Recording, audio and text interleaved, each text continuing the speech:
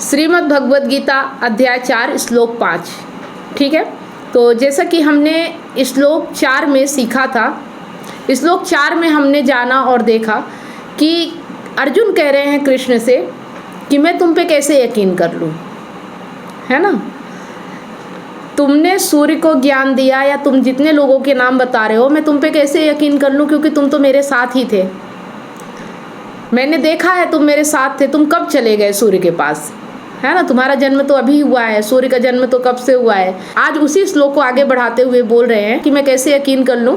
तो आज कृष्ण बता रहे हैं, हे अर्जुन, मेरे और तुम्हारे अनेक जन्म बीत गए, मैं उन सबको जानता हूँ। हे अर्जुन, तुम नहीं जानते, है ना।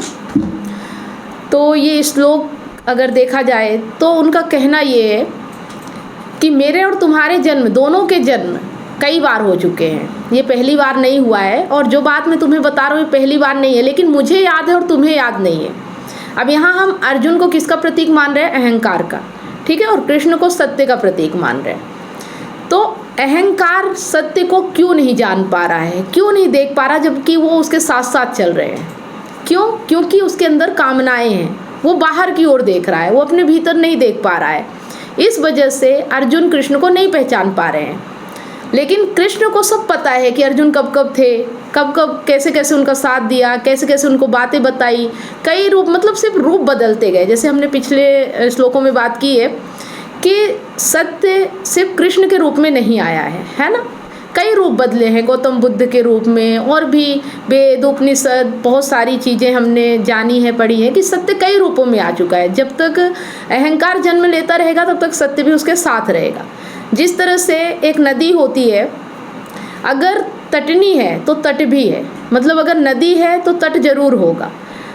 नदी क्या करती है? बहती जाती है सागर से मिलने के लिए, वो कभी तट पे ध्यान नहीं देती, तट उसके साथ साथ रहता है, लेकिन उसका ध्यान तट पे नहीं जाता, क्योंकि उसे ऐसा किसी ने सिखाया ही नहीं कि तट को देखना है।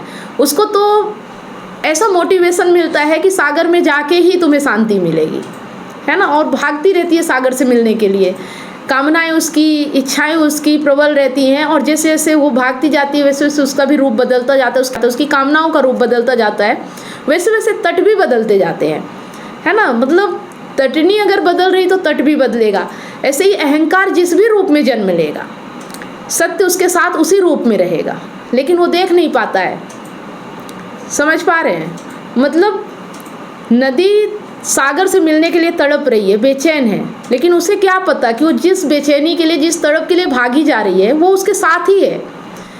जो शांति वो चाहती है सागर में मिलने के बाद, वो शांत तट उसके साथ चल रहा है। अगर वो उसको देख पाए, उसको समझ पाए, तो उसको अभी शांति मिल सकती है। मतलब हमारे जीवन में अगर हम देखें कि हम कामनाओं के पीछे भागते रहते हैं कि यहाँ जाके हमें सुकून मिल जाएगा, हम ये कर लेंगे, हम ये पा लेंगे, तो हमारी मन में, बिल्कुल हमारे मन में शांति आ जाएगी, हमारी इच्छाएं पूरी हो जाएंगी। लेकिन एक समय ऐसा आता है कि हमारी जब सारी इच्छाएं पूरी हो जाती तो भी हमें शांति नहीं मिलती है। ठीक है, मतलब हम भाग रहे हैं, हम भविष्य की योजनाएं बना रहे हैं, हम भूतकाल से देख रहे हैं कि हमारे साथ क्या है, वो कहीं खो ना जाए। भविष्य में हमें क्या मिल सकता है, क्या मिलेगा, इस चीज़ की हमें योजनाएं हम आज में बना रहे हैं। और यही हमारे दुख का कारण है, यही हमारी कामनाएं हैं जो हमें सत्य से दूर रखती है, शांति नहीं मिलने देती, बेचैनी रहती है, क्योंकि हम प्रेजेंट में नहीं देख पा रहे हैं, हम अभी इस पल में नहीं जी पा रहे हैं, इस क्षण को हम नहीं समझ पा रहे हैं कि अगर हमें जो चाहिए भविष्य में, वो चीज़ें हमारे साथ है, अभी है, इसी पल मिल सकता है। लेकिन क्या हो रहा है कि हम देख ही नहीं पा रहे ना कि प्रेजेंट में हमारे साथ क्या क्या है, हमारा ध्यान ही नहीं जाता। आज हमें जो मिला है हम उनका उपयोग नहीं करते हैं, हम उनसे आनंदित नहीं होते, हम उनसे खुशियाँ नहीं लेते हैं। हम सोचते हैं अभी हमारे पास कम है, अभी और मिलेगा तो हमें खुशी मिलेगी। जहाँ भी जाते हैं हम वहीं हम और करते जाते हैं, है ना। हमें कभी भी शांति नहीं मिलती। लेकिन अगर एक व्यक्ति ये समझ जाए कि भागने से कभी भी शांति नहीं मिल रही है, जब वो अपनी कामनाओं को, अपनी इच्छाओं को, अपने विचारों को जब देख लेता है, इसी को कहते हैं सत्य, आत्मज्ञान, आत्मा। यही चीज़ें हैं कि जब वो जो तड़प है, जो बेचैनी है, जो वो शांत नहीं हो रहा है, उसको ऑब्जर्व करने लगे, उसे अपने भीतर देखने लगे, ना कि बाहर भागे। अपने भीतर की ओर जब देखना शुरू करता है ना कि मैं जिस चीज़ के पीछे भाग रहा हूँ या भाग रही हूँ, वो चीज़ तो मुझे मतलब खुशी दे ही नहीं रही है, मैं जिस खुशी, जिस कामना के पीछे भाग रहा हूँ वो इच्छा तो मेरी पूरी ही नहीं हो रही। और ये पहली बार नहीं हो रहा मेरे साथ, जब से मेरा जन्म हुआ है तब से मैं कामनाओं के पीछे भाग रहा हूँ या भाग रही हूँ, लेकिन मेरी एक कामना पूरी नहीं होती कि दूसरी कामना, फिर मेरा मन, मेरा दिमाग, मेरे जो विचार हैं वो दूसरी कामना के पीछे में भगाने लगते हैं। मुझे शांति नहीं मिल रही, स्थिरता नहीं मिल रही है। समझ पा रहे हो? तो वो चीज़ें समझने को ही आत्मज्ञान कहते हैं। मतलब एक आत्मज्ञानी व्यक्ति जो होता है वो एक बार जो गलती उससे हो जाती है ना, जब वो देख लेता है कि इस कारण से, इस कामना के कारण से मेरा जीवन दुख में है, वो दोबारा वो गलती नहीं करता। एक व्यक्ति अगर गड्ढे में गिर रहा है ना, तो एक बार गिरेगा, अगर वो समझदार व्यक्ति है तो दूसरी बार कभी गड्ढे में नहीं गिरेगा। लेकिन एक बेहोश आदमी जो है, जो नशे में है, वो एक बार गड्ढे से गिरेगा, निकल जाएगा, फिर दूसरे गड्ढे में गिर जाएगा, वो बार बार दुख पाता है। और जो एक आत्मज्ञानी आदमी होता है, जिसको अपने आप में आत्मज्ञान होने लगता है, जिसको ज्ञान की समझ आ जाती है ना, वो व्यक्ति एक बार गड्ढे में गिरने के बाद दोबारा कभी उस गड्ढे में नहीं जाएगा। ये फर्क होता है। आ रहा समझ में? और इसीलिए कहा गया है कि अगर दुख है तो उससे मुक्ति भी संभव है। जैसे कि हमने पिछले श्लोक में बात की थी कि अगर प्यास है तो पानी कहीं ना कहीं है, अगर पानी नहीं होता तो प्यास भी नहीं होती। अगर प्यास है तो प्रमाण है कि पानी है, भले वो आपके पास अभी नहीं है, उपलब्ध नहीं है। ठीक है?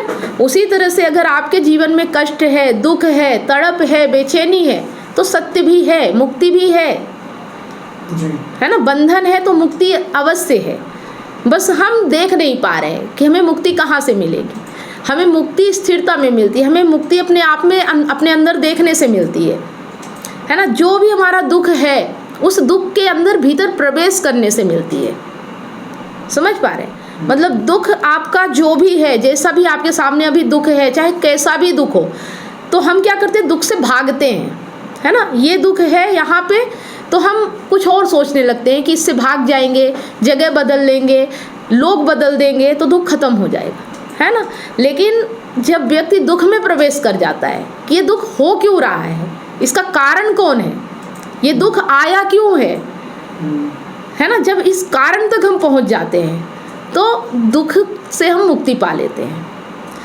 अगर कोई बंधन है, कोई आप पे हावी है, आप मजबूर हो, आप कुछ कर नहीं पा रहे हो, और जब आपको बंधन महसूस हो तो आप देखो कि ये बंधन कैसे है आपके ऊपर, किस कामना के कारण लगा हुआ है। जब आप उस कामना के कारण को समझ जाते हो और जब आपको पता चलता है कि ये कामना तो इतनी प्रबल है ही नहीं जो मुझे बांध रही है जिस चीज़ में, तो ये बंधन तो मैंने फालतू ले रखा है ना। जो मेरी कामना है, वो जिस बंधन में मैं बंध गया उस कामना के चलते, वो कामना तो मेरी थी ही नहीं और मैं फालतू बंध गया हूँ।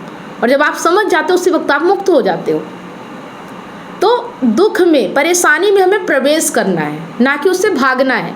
और इसी को आत्मज्ञान कहते हैं। अपने दुख को देख लेना, अपने कष्ट, अपने बंधनों को देख लेना ही मुक्ति है। मुक्ति सत्य कोई पारलौकिक चीज़ें नहीं है, वो आपके साथ, आपके पास, मतलब अहंकार जब से जन्म लेता है वो बंधन में है, और जैसे जैसे बड़ा होता जाता है वैसे वैसे बंधन और पालता जाता है। वो कभी मुक्ति की ओर नहीं देखता। वो मुक्त होने का मतलब ही समझता है कि और बंधनों को पालना, और आगे बढ़ना, और कामनाओं के पीछे भागना, इसी में मुक्ति है। जबकि उसे पता नहीं है कि जितना भाग रहा है उतना ही वो बंधता चला जा रहा है ना। स्थिर होना, रुक जाना, उसको देख लेना ही मुक्ति है। इसी को आत्मज्ञान कहते हैं। ठीक है? अगर एक उदाहरण से समझें कि सत्य किस तरह हमारे साथ होता है, तो उसी तरह से होता है कि जैसे एक पिता और बेटी का रिश्ता होता है, पिता और पुत्री का रिश्ता होता है ना। पुत्री कितनी भी अपनी मनमानी करना चाहे, लेकिन पिता कभी उसका साथ नहीं छोड़ता है, क्योंकि उसे पता है कि पुत्री है, बच्ची है, नादान है, ये गलतियां करेगी, और पिता उसके साथ संभालने के लिए खड़ा होता है ना। और जैसे जैसे जिस जगह पुत्री जाती है, जैसे कि अगर वो फुटबॉल खेलने जा रही है तो पिता फिर क्या उसमें सूट बूट में जाएगा? नहीं, वो फिर वैसे गेटअप में आ जाएगा।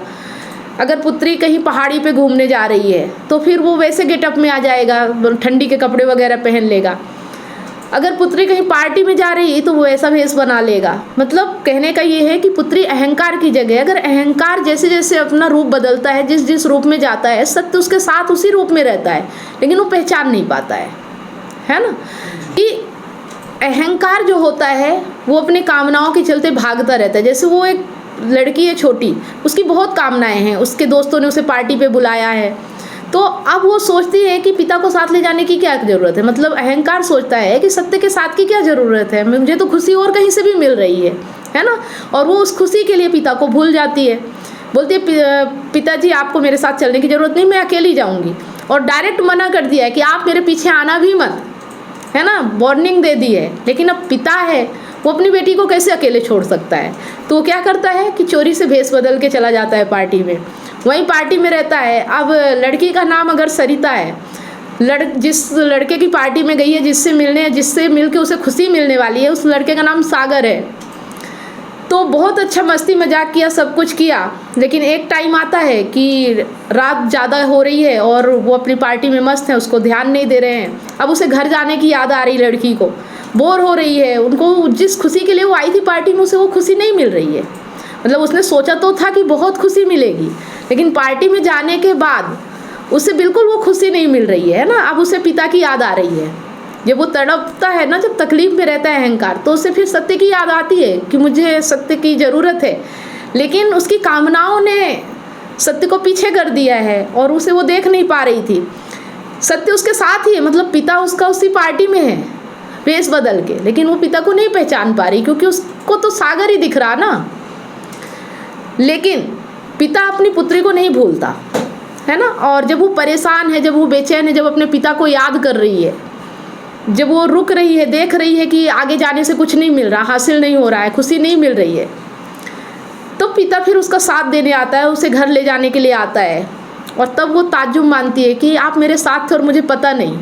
तो उसने बताया कि बेटी तुम तो कामना के पीछे भाग रही थी, तुम तो सागर से मिलने के लिए बेचैन थी, लेकिन वास्तव में जो खुशी है उसे अपने पिता के साथ ही है। मतलब अहंकार को जो सुख मिलता है ना, वो सिर्फ सत्य के साथ ही है, आत्मज्ञान के साथ ही उसे बोध के साथ ही उसे वास्तविक सुख मिलता है ना। बोध का मतलब होता है ज्ञान। जब तक इंसान को ज्ञान नहीं मिलता तो वास्तविक संतुष्टि, वास्तविक सुख नहीं मिलता है ना। जैसे ही उसे अपने पिता का बोध हो गया कि मेरे पिता मेरे साथ हैं, वैसे ही वो खुश हो गई, ठीक है। और फिर कामनाओं को हटाना पड़ता है, जैसे कि मैंने पहले भी बताया था कि कामनाओं से ज्ञान ढका हुआ रहता है।